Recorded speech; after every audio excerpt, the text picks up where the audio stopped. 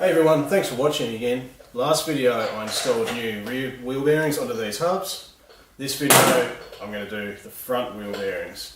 Should be pretty easy, should be a short vid.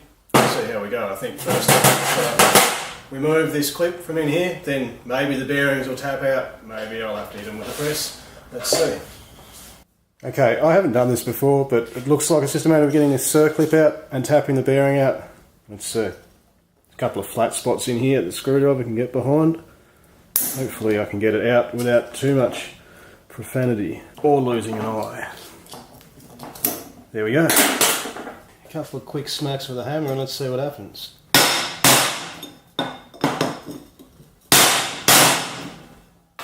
It's not really moving. So it might have come out if I kept smacking it with a hammer, but why work harder and risk breaking myself or something when I can just use the press?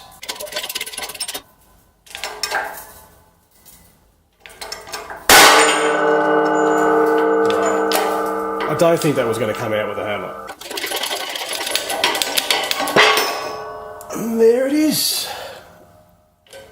Wow, it was stuck in there hard. Now for the next one.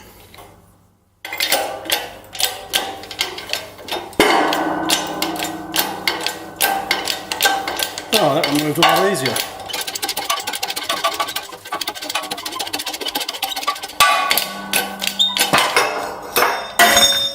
Oops. And that bearing is also rooted. Wow. I'm glad I didn't try and drive on that, that would have been bad news. Right, so there's the old bearings out. They were both pretty stuffed. This one is just dry and it's really moving a lot in there. It's not very good. And the other one is seized in there quite hard. I reckon it's been hot and it's really gritty and it's not something I'd want to run at all. So before I press the new bearings in, I'm going to clean these up a bit, probably try and remove some of the galling from the one that was stuck in there and paint them up like with the others.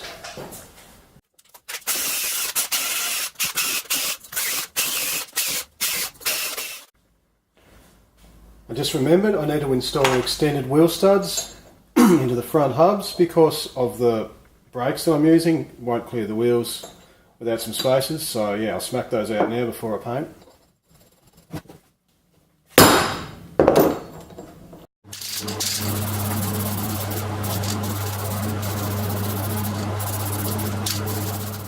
Okay, painted the hubs, I've let them dry. Now I'm just going to try and push the bearings in with the press, put the studs back in, pop the circlips in, and then that'll be the end of that. Alright, first up, I'm just going to add a little bit of grease around the inside there to make sure it goes in well. Then I'm going to sit the bearing with the unsealed side facing the outside of the hub because there's a cap on the outside that stops all the gunk getting in. Just sit the bearing in place. Then I found another piece of bearing from the diff build off the pinion.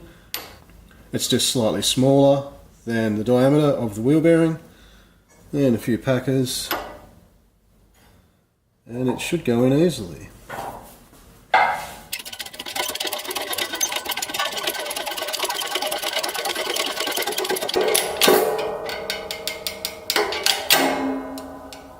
Right, that's it. Bearing in. Alright, same story for side 2.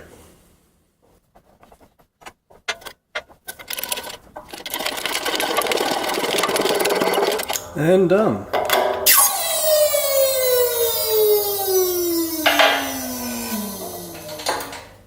Right, now I'm just going to press the wheel studs in. I could probably do it with a hammer or pull it in with the wheel nuts, but it seems pretty easy on the press. So I'm just going to do it that way. In it goes. Alright, last step, I just got to pop the circlips back in so that the wheels don't fall off while I'm driving. Although the braking rotor would probably stop that from happening. Right, one of these circlips has actually got a piece broken off the end of it, but it'll still be okay.